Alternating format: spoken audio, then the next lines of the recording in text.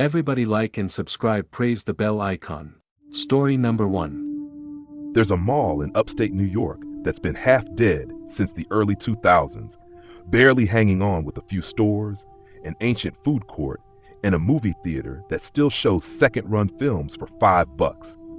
Locals call it the Hollow Mall because it feels like walking through a corpse that's still pretending to breathe. In 2016, a guy named Darren got a job as the overnight security guard. He just moved back home after some personal stuff went south, and the job seemed easy. Get paid to walk around an empty mall with no one to bother him. He figured it'd be peaceful, quiet, maybe even boring. It wasn't. The very first night, things felt off. Darren described it like the building was holding its breath. Too quiet, too still. The fluorescents buzzed like they were whispering something. At around 2 a.m., he passed the old Sears wing, now completely shuttered. Every time he got near it, the temperature dropped. Not a gradual cool, more like walking into a meat locker.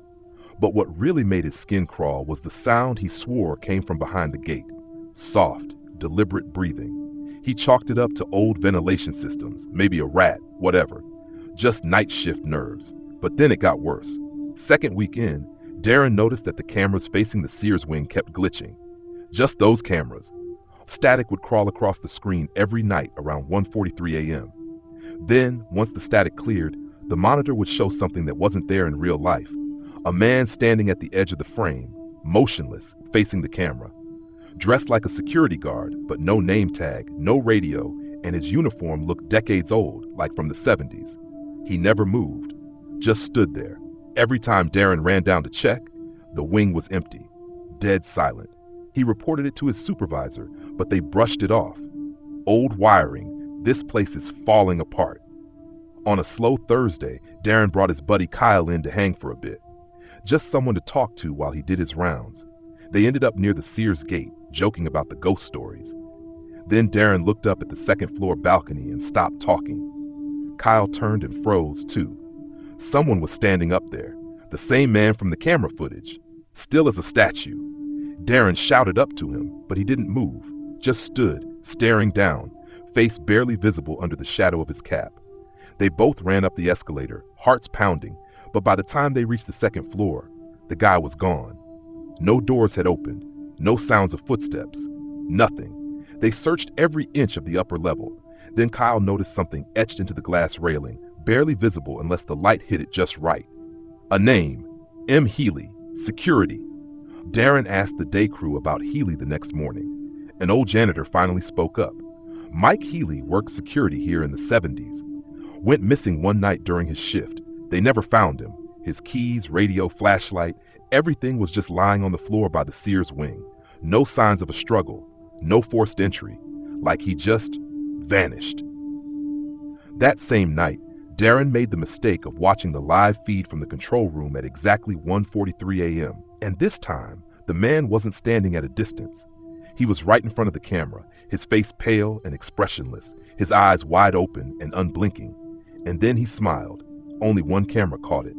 The feed went dark for exactly 6 seconds.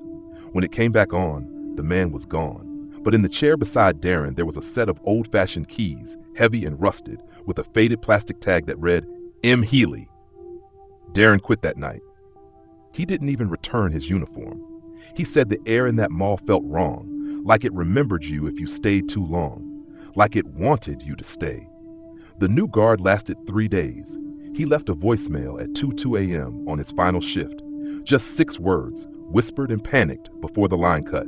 He's not on the cameras anymore. Story number 2. There's a hospital in Pennsylvania that was decommissioned in the late 90s, left to rot in a sea of red tape and asbestos. The locals called it Briarcliff General, but the security guards who worked there during its final years had another name for it, the Sleeper's Nest. In 1997, a man named Victor was assigned the night shift security post while the hospital was in the process of being cleared out. No patients anymore, no doctors, just storage rooms, forgotten records, and dark, crumbling hallways. His job was to patrol the property, make sure squatters weren't getting in, and that fires or vandals didn't become a problem. Victor was ex-military, tough guy, didn't scare easy, But even he admitted something about Briarcliff made him feel watched. The kind of feeling that starts in the base of your spine and crawls its way up to your neck. He started hearing things early on, what sounded like someone whispering just down the hall, always just out of sight. Sometimes it was a name, sometimes just unintelligible murmurs like someone praying. He thought maybe he was overtired. Long nights, bad lighting, and too much instant coffee. Then came the night he found the door. There was one hallway on the third floor he never liked walking through. At the end of it, there was a patient room that didn't match the others. Older, door made of heavy oak, the number scratched off. On his 6th or 7th week there, he found that door wide open, though he swore it had been locked since day one. Inside was nothing but a bed frame, a mattress with no sheets, and deep scratches on the floor, long, ragged, like something had been dragged across the room again and again. The strangest thing was the wall across from the bed. It had no paint left on it, not peeled, wiped, scrubbed raw down to plaster, as if someone had spent hours cleaning a single spot with their bare hands. Victor closed the door and relocked it, but every time he passed that hallway after, the door was cracked open again. One night around 3 a.m., he saw a person on the camera feed. First time he'd caught a real intruder. A tall, thin figure in a hospital gown, walking barefoot toward the 3rd floor. He ran up there immediately, ready to confront whoever it was. But when he got to the hallway, there was no one. Only the door to that room, wide open now, and a horrible sound coming from inside. It wasn't screaming, not moaning. It was breathing, deep, uneven, wheezing breaths, like someone was sleeping. Victor stepped in, flashlight shaking, and aimed it toward the bed. Nothing. But the breathing didn't stop. He turned to leave, but froze when he heard something whispered behind him, right next to his ear, though no one was there. "Don't wake him." He ran. A few days later, he put in his resignation. Not because he was scared, he said he was tired. He hadn't been able to sleep since that night. Every time he tried, he'd hear that same breathing, close, wet, like it was coming from under his bed.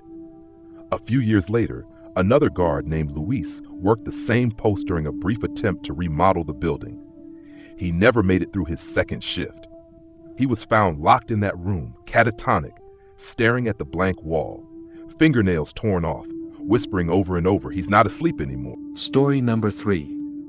There's a massive corporate office building just outside of Chicago, surrounded by nothing but industrial parks and empty lots. During the day, it's alive with suits, cubicles, and fluorescent light, but at night, it turns into a maze of cold, humming silence. In 2018, a temp named Andre was hired to do overnight security while the building transitioned to a new security company. Just 2 weeks, easy money. The first few nights were uneventful. He'd do his rounds, log times, stare at cameras, listen to the vending machine hum louder than it should. Then he started noticing the elevators.